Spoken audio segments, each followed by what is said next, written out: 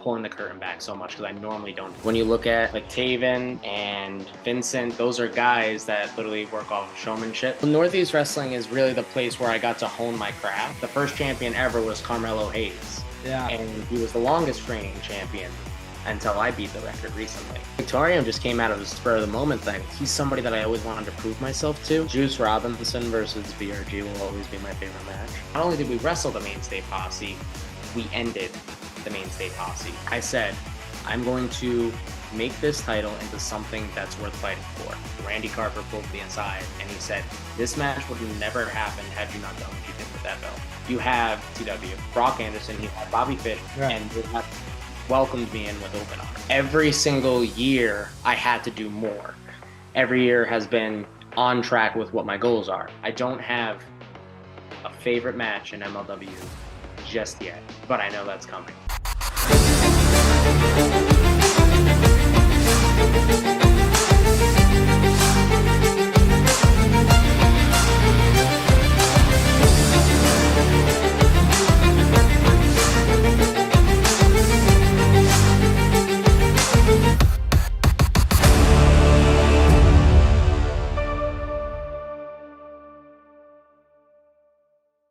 All right, everybody, welcome back to the channel. Another episode of Best for Business. I'm pumped for this one. One of my favorite people in pro wrestling, BRG. Thank you for joining me for this one.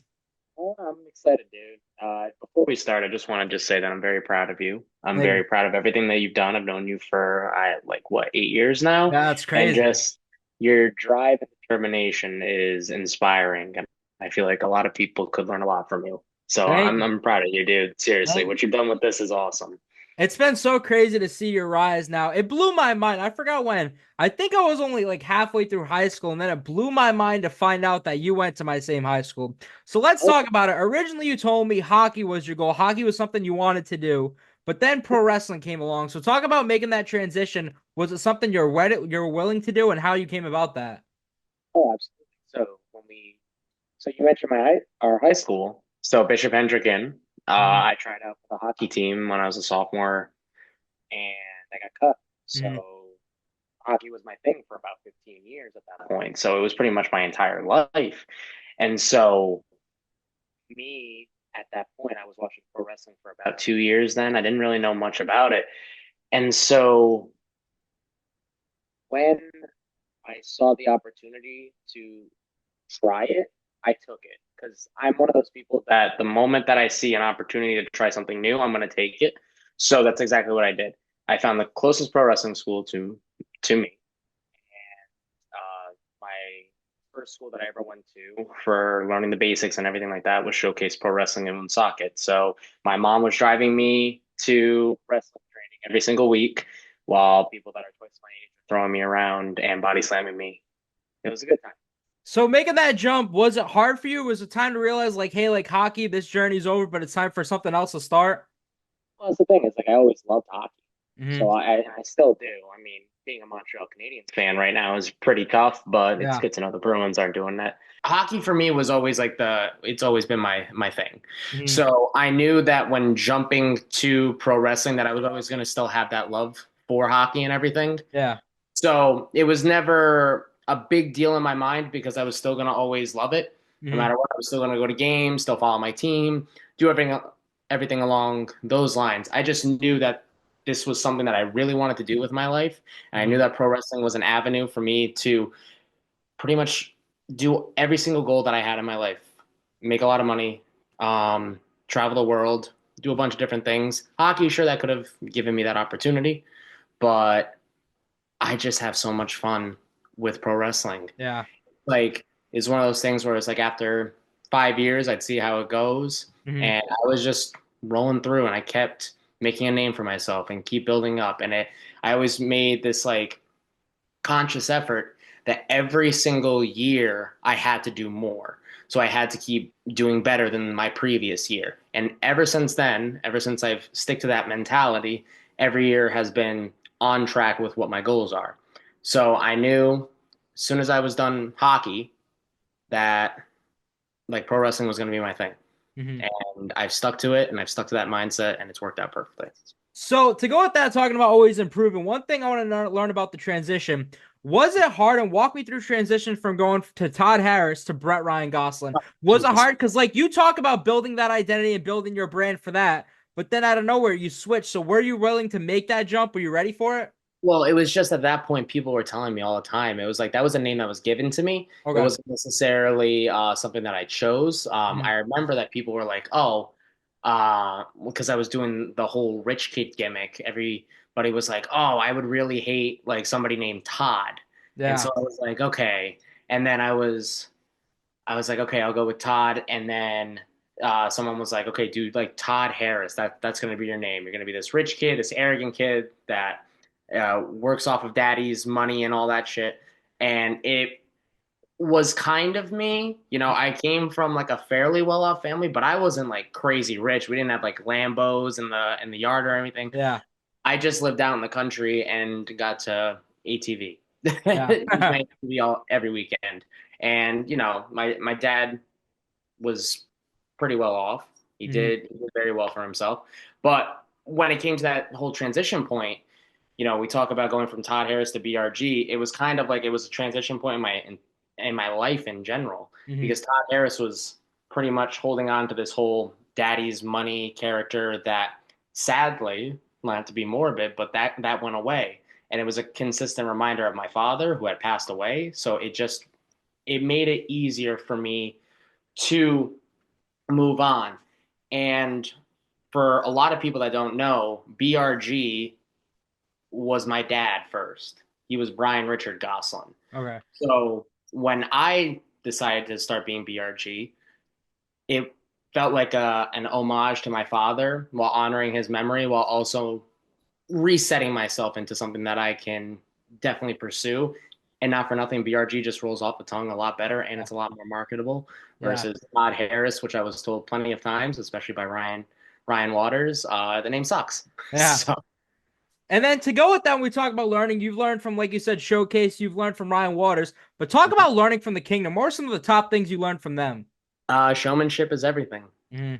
That is the big thing that when you look at like Taven and Vincent, those are guys that literally work off of showmanship. Um, you know, Matt always has the Matt Taven thing. That's something you can easily recognize him from. Vinny always has like the snapping and Yeah. the awesome music and the very cult-like character. It's like presentation was a big thing. You know, not a lot of wrestling schools really go over like promos as much as they did. And there's a reason for that. I mean, you just look at everybody that came from the school in general. You look at Love Doug, you look at Waves and Curls, you look at me. I mean, it's just a vast variety of different characters that all came from the same school. And now you're seeing Livia start to come out and do things on her own too, which is awesome. We're a small little family, Yeah. but you know, I wouldn't change it for the world. Like those were some of the best days. Had its moments too, had its bad days. I won't deny that. But you know, I wouldn't be where I am if those two guys, if Vinny and Taven didn't hammer home promos as much as they did, because it really taught me to come into my own and be my own character and be my own person and really grasp an audience through my words and not just my wrestling. So what you mentioned is something I wanted to go into. So I was doing some research earlier.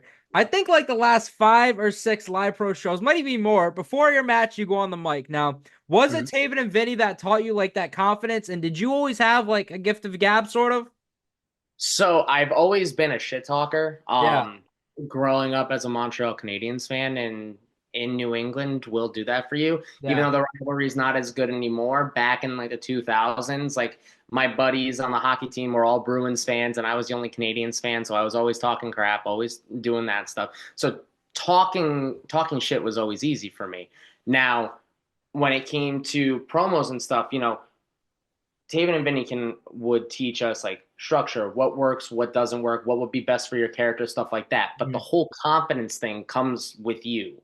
You are the person that's eventually going to bring that confidence forward.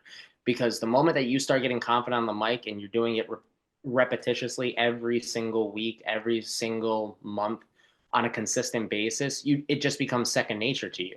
I can go out there no problem and barely even think about what I'm going to talk about at this point because it's just it's easy. And on top of it, there's something that a lot of people don't do, and that's listen to what everybody else is saying Hmm. throughout the entire building.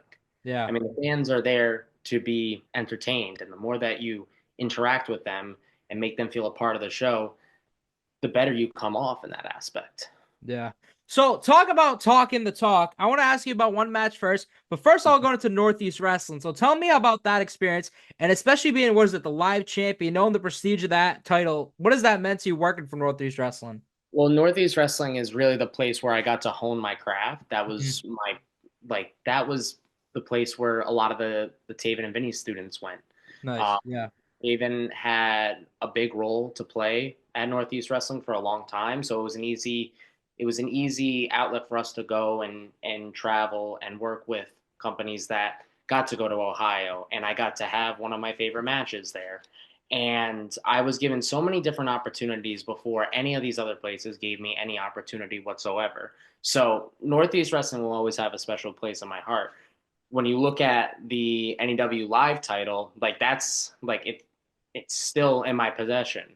Mhm. And the first champion ever was Carmelo Hayes, Yeah. and he was the longest reigning champion until I beat the record recently. So Wow. I know Northeast Wrestling has been there for me on a consistent basis for years now. Michael Lombardi has been awesome. He's given me opportunity after opportunity to really hone my craft and really become the wrestler that I want to be and not just somebody that he wants me to be. Yeah, and to go with that, talking about talking that trash, tell me about wrestling the acclaimed and coming up with that rap.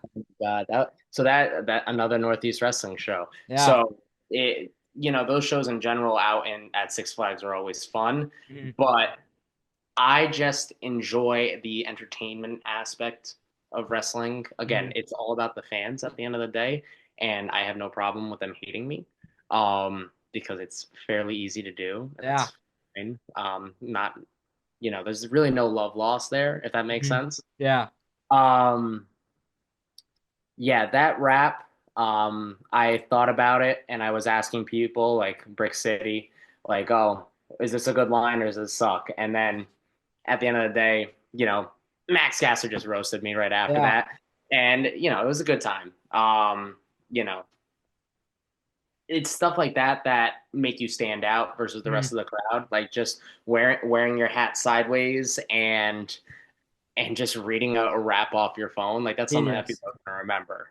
Yeah. So to go with Northeast Wrestling now, when I first knew you were part of a faction. However, in Northeast Wrestling, you got to be the leader of a faction. So tell me about that, Victorium. Did you have any say in who was in it? Tell me about that thought process, what we wanted Victorium to be.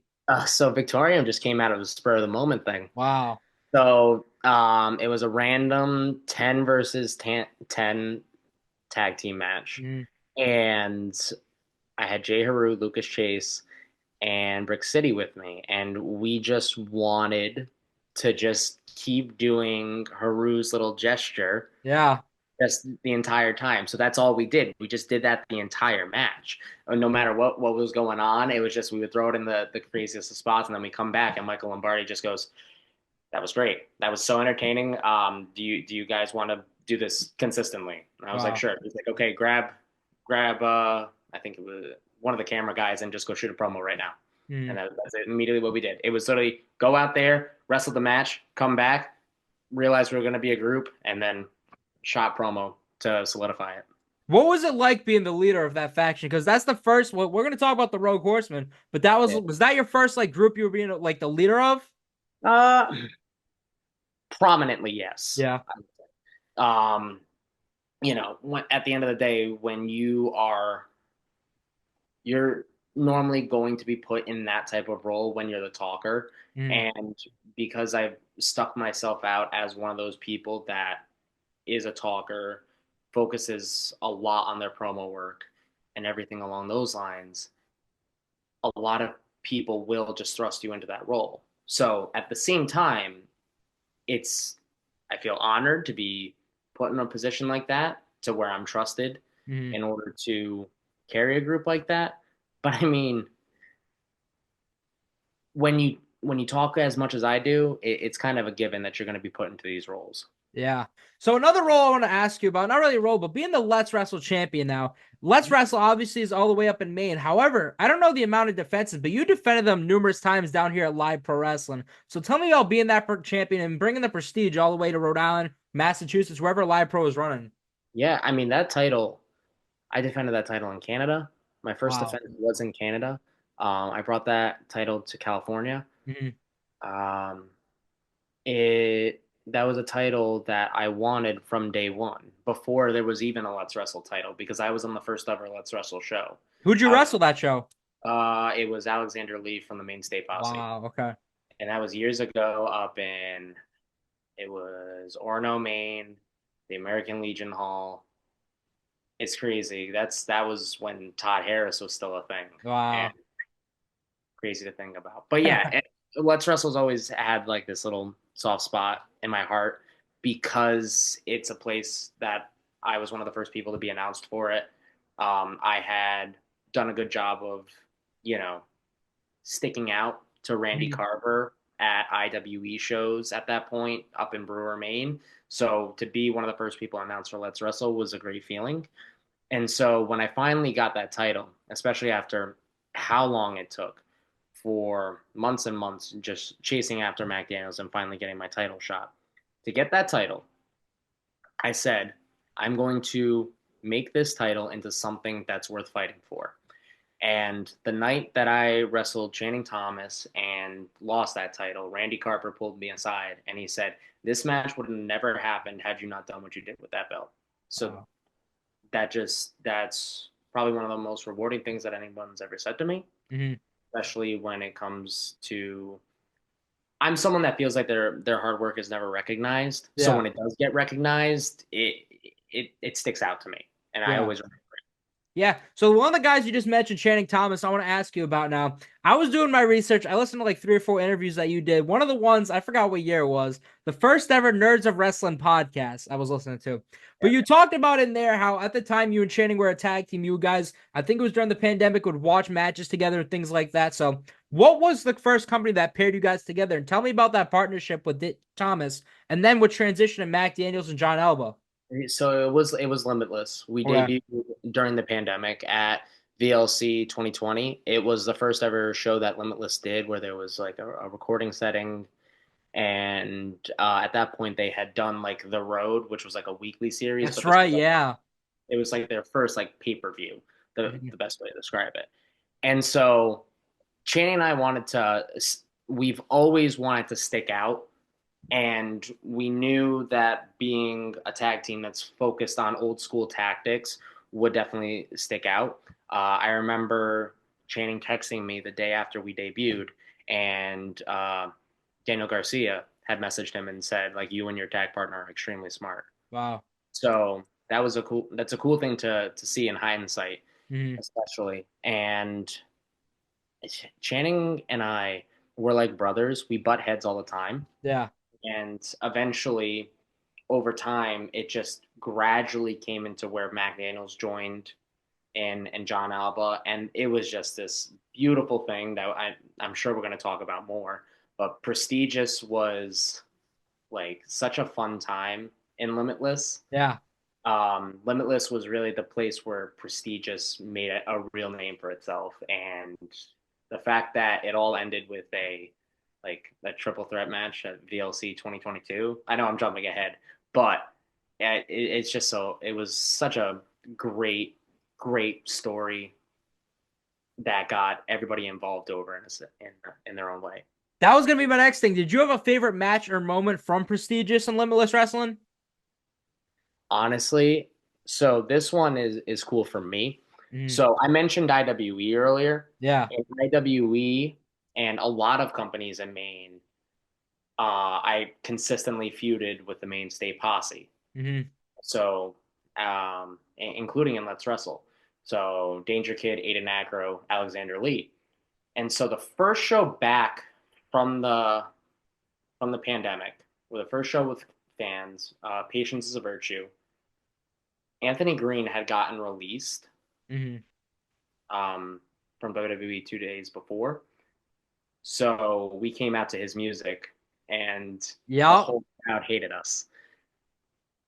Then we got to wrestle the Mainstay Posse. And not only did we wrestle the Mainstay Posse, we ended the Mainstay Posse for good.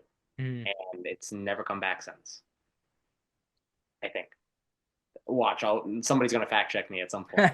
But it's so cool to me because even Danger Kid said it. It's like it's really cool that you're the person that's going to end all of this because you have been such a consistent thorn in our side for years and years and years. Mm. That's probably one of my favorites. Another one would have to be the 4v4 tag team match. Us and John Alba versus Davey N, Becca, and the Sea Stars. Yeah. Like that's a match that had a standing ovation at the end of it. Nice. That's to get a standing ovation like that. Doesn't matter if you win or lose, it still feels great. Yeah. Because you know that you put on something special. And to go with that, talking about team with Channing Thomas. Now, we talked about Livia earlier. However, in NCW, it was a faction of you, Channing Thomas, and another one of Taven's and Vinny's students of Sierra. So tell me about that. Was this after Limitless? And did you guys have a name? Oh, this was well before Okay. like 2018, 2019. Okay. This is like right. This is actually one of the places where BRG like started. Mm. So that was right after I turned into BRG. Like Channing, Sierra, and we all got along. We were all friends. Yeah. And like we traveled together to other companies, like one up in Maine. And we were always friends, so we always had this like genuine connection with one another. So it was easy. Like NCW put us together because of how genuine our friendship was. Yeah. And those are days that you miss. Yeah. I'm fairly nostalgic person, Mm. so I always look back into the past and I'm like, oh, that was a fun time. But I also got to remember that we got to keep moving forward, if that makes sense. Absolutely. So talking about keeping moving forward now, one of my favorite promos of 2023 was one of yours, and it was about the first time it was supposed to happen, you versus Dirty Dango. And you talked about how prestigious that match was, and then it ended up getting postponed to Westport High. But tell me about that match with Dirty Dango, finally having that match. Like you said, you were in the crowd for SmackDown when Dirty Dango debuted and all that. So tell me about how much that match meant to you. Yeah, that was a cool like full circle moment.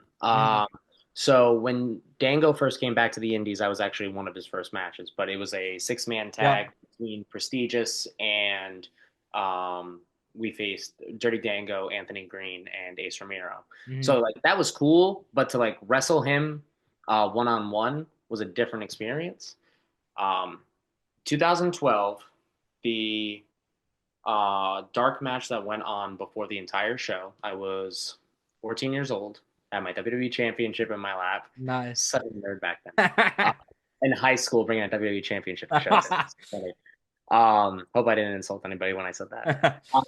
So my friends are all there, and a lot of them don't know wrestling at all. So first match that comes out is not even Fandango. It's simply Johnny Curtis ballroom dancing down to the ring, and all my friends are looking at me like, "So what's going Yeah. like, it's not normally like this." And the funny thing, so I mentioned this to Dango, and it's so funny, like really full circle moment now. The guy that he was wrestling that night was Sami Callihan. Wow. Who is another person that's been really instrumental in helping me out in my career. Yeah. So it's really cool to think about like that whole thing. It's like you never know who's watching and when. And so when you bring it back full circle like that, I live for those moments. Yeah. So that was actually the next thing I was going to talk about, Wrestling Revolver now. So I forgot what show it was, but they post that they're going to have this challenge to enter one of their scrambles. You have to film a promo. A lot of entries happen, but you make yours, you shoot your shot, and you get that chance. So tell me about wrestling for Wrestling Revolver. And like you said, not a lot of people are willing to take that initiative. You did to make that promo and got that opportunity. Well, because I knew that I had a step in the door already. You know, Sammy already knew me from MLW at that point. And I had gone up to a tryout, and he was impressed with what I did there. So I said to myself, I was like, why wouldn't I take advantage of this? Like, I have a good shot of doing this show. Yeah. Why wouldn't I take advantage of this? So the moment that I saw that, I literally went home, I set up my tripod, and I shot a promo as soon as I could. And like, not for nothing, but it's kind of insane to me when you watch a lot of these promos. You just you think guys like Vinny and Taven, because so many promos that I watched from that, they weren't even close to being on my level. Yeah, they were They weren't even generic. close to being where I am, and that's because I've taken all the knowledge that Vinny and Taven gave me into formatting my promos and making them into something realistic and not just cookie cutter. I'm this guy. I'm gonna do this. See you then on whatever date, and goodbye. Yeah. It was genuine. That's what sticks out half the time, is when you're not. People can sense when you're bullshitting them, Mhm. and that's a big thing. Is that a lot of people don't get get to where they are with promos because they don't come off authentic. And that's Mhm. like a big thing that I stress, especially to people that come and ask me for help on like promos and stuff, Yeah. is you have to sound authentic. I took advantage of acting classes when I was in school. So the main thing that they told us in acting class was, don't have this I'm acting voice. Like a lot of people will have that, I'm like, you can hear it, like it doesn't sound authentic. Yeah. So the more, I know I just kind of went on a tangent That's there. fine. That was really, but honestly, like the Wrestling Revolver shows, those are insane. They're Yeah. a different type of independent wrestling. I've talked with Sammy a couple times since then. Nice. I'm trying to make my way down there again, and I can't wait. Yeah. So another one of my favorite storylines that you were part of, it was kind of short-lived, but you being a part of the Stetson Ranch. Yes. However, it was when you and Danny Miles, and I think Stetson, you took the IWTV Tag Team titles. Now, one of my favorite parts too was at a different show, it was a few live pro, you came out with the title. So tell me about that storyline and being a part of the Stetson Ranch. Well, so that's the thing, is that's something about me, is that if you're gonna give me something, I'm going to work with it, and I'm gonna make it work no matter what it is. Mm, Um, you know, a lot of people like pay attention to the internet, yeah. and for the people that go to multiple shows, go to Wrestling Open, Live Pro, all these different shows, they don't want their intelligence insulted. Hmm. So yeah, I'm going to keep this going. And that's the thing, is like people were taking videos of me and posting it online. Like, oh, look, here's BRG with the fake IWTV title, the Yeah. fake IWTV tag team title.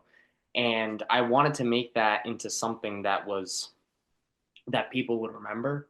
Mm, And I got my promo shots with it. So, yeah. anytime someone's like, oh, I held the IWTV tag title, I'm like, I did too. Um, the Stetson Ranch was definitely an interesting time in my life. I definitely had some fun moments. That was definitely a time that I wish I could redo in some instances, because I was a little irritable because I wasn't being my normal self, and at that point, I would take things a lot more personally than I would have. Okay. But when I look back, there was some really good moments. And I remember, like, I still go back and watch this match because of how much I loved it. It was Stetson and I versus Miracle Generation Yeah. for, I believe it was the Eliminator Cup tag team titles. Hmm. And that match, so much fun. That was like that match in, I don't think, can't find any other words, but that was like my baby. That Yeah. was a match that I really like went hands on and really like formatted and put together, and it was one of my favorite matches that I did during that year, if not my favorite match I did that year. Yeah, you've had a lot of great matches. Now, two of my favorite this year was against Tommy Dreamer. Now, tell me about wrestling him. And then, especially the second time, I think it was last minute, somebody canceled. Tommy Dreamer stepped up. So tell me about that one. So Tommy Dreamer was someone I always wanted to wrestle. Mm, When he was coming around New England a lot when I was first starting out, and he's somebody that I always wanted to prove myself to. yeah. I had done a match where I was a referee for him, and I just remember all the pointers that he had given to his opponent that night, and I remember to keep those in the back of my mind throughout most of my career. Mm, And so I thought that I wasn't really ever going to get a chance to wrestle him because he hadn't been around the area in so long. Then next thing you know, I get told, "Oh, you're going to wrestle Tommy Dreamer for the Live Pro Championship." I'm like, "Awesome, that's cool. I haven't been able to do that." And then for Teddy's last show, I was supposed to wrestle Dirty Dango, Yeah. but unfortunately he got sick. And so Tommy Dreamer, let me just say, what a pro. The guy landed in New York at LaGuardia from a show he had the night before in Cleveland, Ohio, and he landed at 12. I believe it was like 12 o'clock. And he darted all the way down to Massachusetts just to wrestle me. He got there maybe, I want to say, 15 minutes before our match. And that just goes to show that there's a lot of people that complain. They bitch and moan and they complain about wrestling and stuff. Here's a guy that's done so many great things in wrestling, and he's going above and beyond for somebody that he doesn't need to go above and beyond for. But he saw something in me, and I don't like to brag about that or anything, but that's awesome. The fact, and I thanked him for it. I was like, you didn't have to do it. That was a very professional thing for you to do. And he just told me, he's like, well, just remember when you're in my spot one day, make sure to do that for somebody else. Yeah. So one of my favorite things for BRG, it's announced in October. BRG is going to be making his MLW debut. Now, tell me about that first match and how the opportunity came along. Whew, that was right place, right time. They originally one of my friends had shown MLW a lot of my stuff. And the moment that they saw a lot of my promo work and everything, they knew they had something. So they reached out to me and they brought me in. Nice. Now, I thought I was just coming in and just losing. It's so funny how I'm pulling the curtain back so much because I normally don't do this at all. Yeah. So that I was really thrilled to win that first match because not many people just come in and they just immediately win. I did. I won so good that Jay Bushi was pretty much gone from the company after that. That I hate to say it.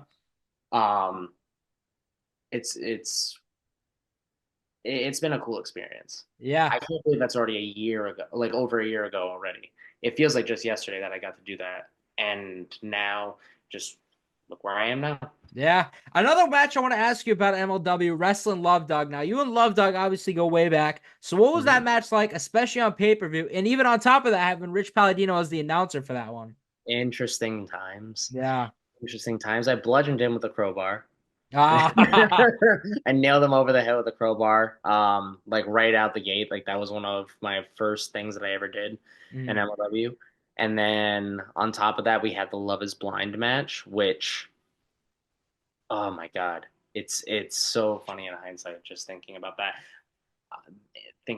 match, because I never thought in my wildest dreams I would ever do like a blindfold match. And then here I am. It's one of like the first pay-per-views I was ever on for MLW. And it's a freaking blindfold match. I'm like, of course, just knowing like me and knowing how much of a showman I am, of course, my first pay-per-view match will be this obscure match that you don't see often. Yeah. So you debut in, I believe it's October, and then come March, you're part of the WTF World Titan Federation. So tell me about that and some of the things you learned from some of the members in there. Well, so it was cool being a part of the World Titan Federation because that's a group of people where you have like Davey Boy Smith Jr. and Tom Lawler, and it's just that was a good outlet for me to like really like get to talk with those guys a little bit more, be able to pick their brains, figure out, okay, you guys have been here for a while. What do I do in order to make sure that I'm successful here? WTF, my time in there was very, very short because by the time they figured out what they were going to do with me, it was kind of like right after I joined the group. So it was a very like small period of time, but I was present for when Tom Lawler and Davey Boy Smith Jr. won the tag titles. Yeah. And even Davey Boy Smith said it. He's like, we couldn't have done it without you, bud. Yeah. And something with BRG too. I forgot who you wrestled, but it was on MLW. You basically gave a squash match too to someone. Yeah, Bud Heavy. Yeah, that was it. Heavy. Nice enough guy.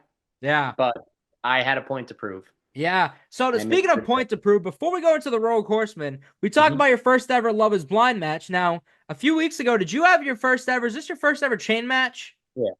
Yeah. Tell me about that wrestling somebody like Alex Kane, former MLW heavyweight champion. Dominated. Yeah, walk in the park.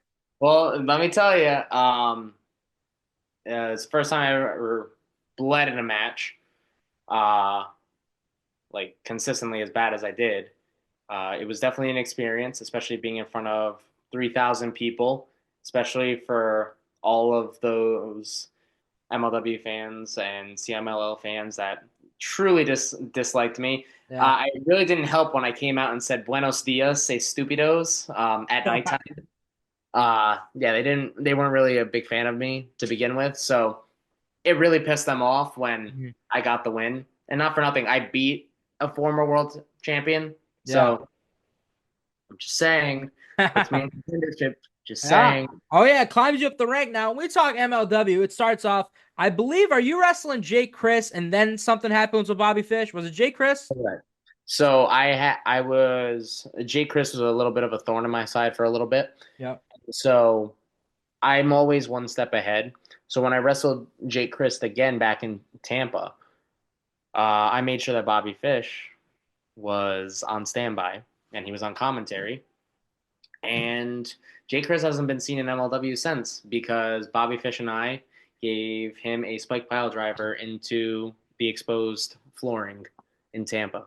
So what is it? Jay Chris, Jay Bougie, you're just running these guys out of MLW? Is that the cis? Yeah, pretty much at this point. Everybody fears me. They just see what I do to them and then they just dip. Yeah, so then to go with that, I forgot who you're wrestling. Is it Paul London where something then happens with the Andersons? Absolutely. Yeah. So Paul London got a cheap win. I mean, Yeah. that's, whatever, that happens. Um, and it was so funny. Let's face it, I don't like to lose. Yeah. Yeah. And especially, so may have gotten a little overzealous and attacked Paul after the match. That's fine.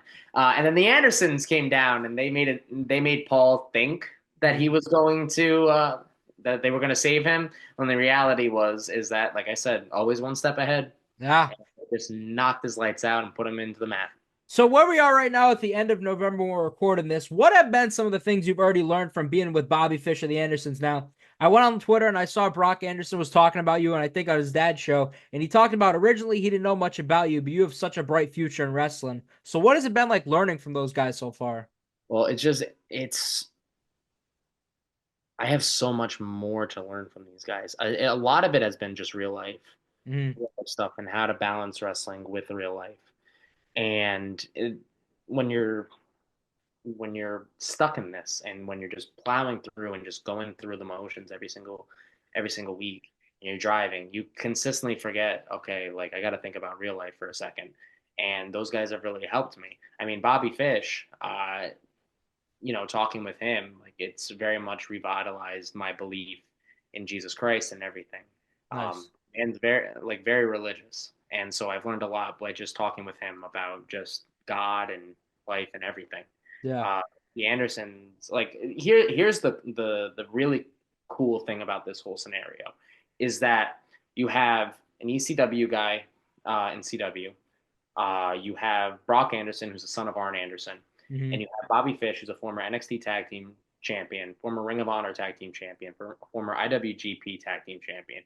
They all have a very much a big claim in this business. I have not done as much as they have, Right. and they have welcomed me in with open arms. They are so humble. They just act like you're one of the boys, and that's the cool part about it. Was MLW the first time you met all three? I believe so. If anything, it would have been like an in passing and maybe like an AW extra work, but Yeah. it's not like they would have known me before that. Yeah. So another thing I want to talk to you about now, you got to wrestle in AEW Dark a few times. However, the one that sticks out to me, tell me about team with Channing Thomas and Love Dog having that moment together with, like you said, two guys you've done so much with. Yeah, it was cool. Yeah. It's cool to share those little moments with your friends. Mm-hmm. That was I I still feel bad for Doug to this day. Yeah. That drop kick in the corner by Roosh is not fun. Yeah. It doesn't look fun. Never will. Wish I never have to take him out. Yeah. And then to go with that, when we talk about BRG, What have been so far, whether it was BRG, Todd Harris, no matter what have been like your favorite matches or most memorable moments in your career so far? Juice Robinson versus BRG will always be my favorite match. Mm-hmm. That is the match that I have told everybody that will listen that is the match that gave me a newfound confidence. That he was really like the first big, big name that I got to wrestle, Mm-hmm. like for a very elongated period, and it gave me a whole new outlook on how I can view myself. It's like, okay, I just wrestled Juice Robinson. I can stick with him and I can compete with some of the best. So I'm going to do it. And I'm going to be able to do it from here on out. So there's that match. There is, I can't pick out a specific time, but just so many matches with Channing Thomas. Yeah. It's just me and him are just on the same wavelength and everything just flows. We just know what's going to happen, who's going to do what. It's just, I mean, that's the perks of training with him for so many years is that you just know with him. Another great match is the prestigious triple threat, which so many great moments in that. Our move was the pedestal, which is a rocket launcher doomsday device. Yeah. And nobody expected us ever to do anything close to that. Yeah. But when we took John Alba and we threw him off the top rope doing the pedestal to knock Mac Daniels off of Channing's shoulders, it was a cool moment. Yeah. And Channing ended up winning that match. But that is by far my favorite match I ever had in Limitless. Juice Robinson was definitely my favorite match I ever had in Northeast Wrestling. I don't have a favorite match in MLW just yet, but I know that's coming. Yeah. I know a lot more than a lot of people do at the time of this recording. Nice. So and for Beyond Wrestling Open, I'd have to say that tag match that I mentioned earlier with the Stetson Ranch versus Miracle Generation, that'll probably be like one of my favorite matches. That and my match against Max Caster, where I had Clip Clop do a rap battle against Max Caster. Yeah. And yeah. So those are probably some of my favorites. And then to go with that, another company I want to talk to you about quick is Live Pro Wrestling. Now, I had Teddy Goodz on before he retired. He talked about these past 2 years. You're one of his top opponents. So tell me about Teddy Goodz and being a part of Live Pro Wrestling, because you were part of the first ever show. Yeah. Honestly, it's so funny. So we mentioned Live Pro Wrestling. Just to go back a little bit, I'm also going to mention those Tommy Dreamer matches because those are another of just giving me newfound confidence in life. Live Pro Wrestling, I am so happy for Teddy. Yeah. He's done, I did not, and we didn't expect it to become what it is. It's become one of the best companies to work for in New England right now. Yeah. And it's because he treats everybody fairly. He doesn't overstep his boundaries. He puts on entertaining shows, and he just cares about sending the fans home happy. That's it. And so many other people just overcomplicate everything, and they get too involved, and they make things a little bit not fun for a lot of people. So for him to just make this fun place that a lot of people can just go enjoy themselves and just have fun wrestling, it's such a fun experience. Yeah. And to go with that, now there's a wager going on if he returns. Where's your money on that one? Oh, where he returns. There's going to be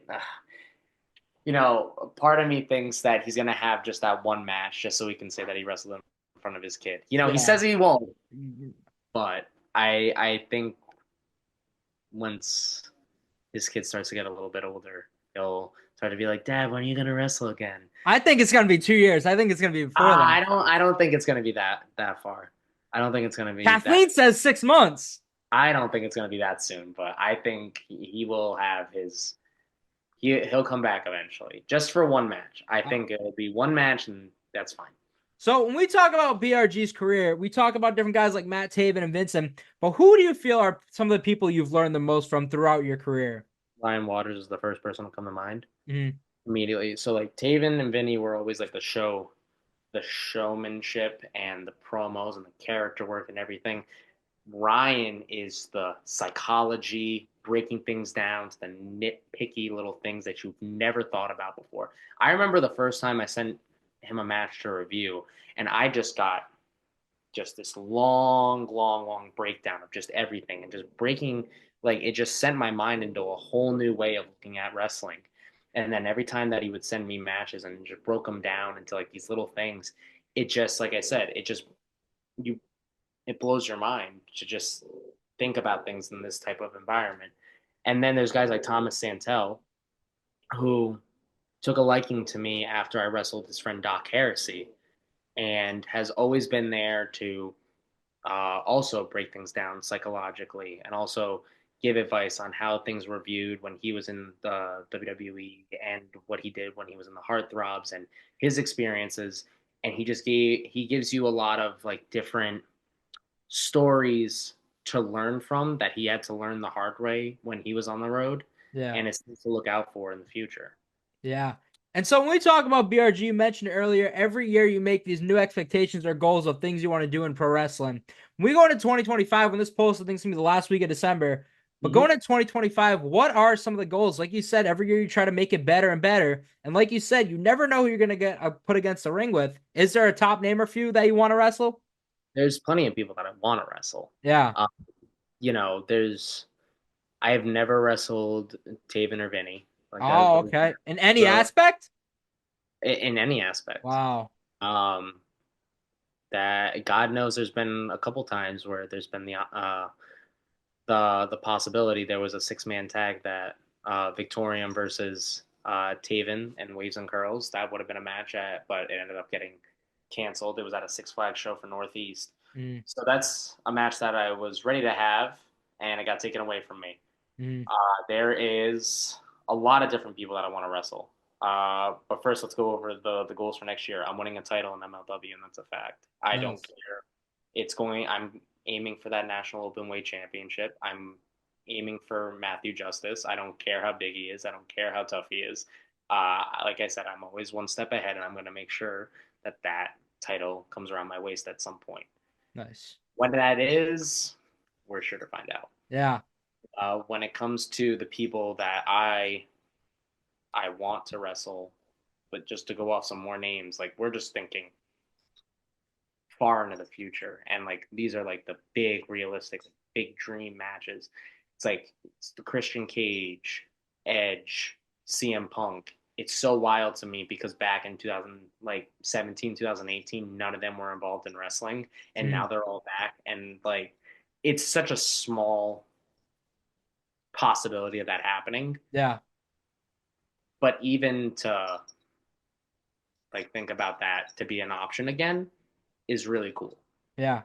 And the fact is that even if I never get to wrestle them, there's still a possibility of me getting to learn from them, which is another really cool thing to think about. Yeah. Well, BRG, you were one of my favorite people in wrestling. However, I've ended every interview the same, so obviously it's not happening anytime soon. But the day BRG decides it's time to hang up the boots, what do you want your legacy to be remembered for in pro wrestling? I want people to remember me as the guy that didn't care what he had to say. I want people to know that I always did everything to the best of my ability, no matter what I was given, no matter what I was instructed to do. I always took everything and I hit the ground running, and I always made sure that I made the most of every single opportunity. Because for the people that want to go out there and they want to bitch and moan and they want to complain about any opportunity that they get, they're just squandering their own career. No matter what it is, no matter what you get, and God knows I've been guilty of it too in the past. Don't complain. Just take it and be happy that you were given the opportunity. Yeah. Well, BRG, I want to thank you for this, and I want to thank you for everything over these years. It's crazy. Like, you're one of the only guys I can say I went to high school with and has followed like the same dream and path. So thank you, man, for everything. Absolutely. Like I said, I'm proud of you, kid. You're doing good. Thank you for doing this, and thank you everybody for watching this episode. In 2025, the Alpha Squad will return. Thank you for watching this episode of Best for Business.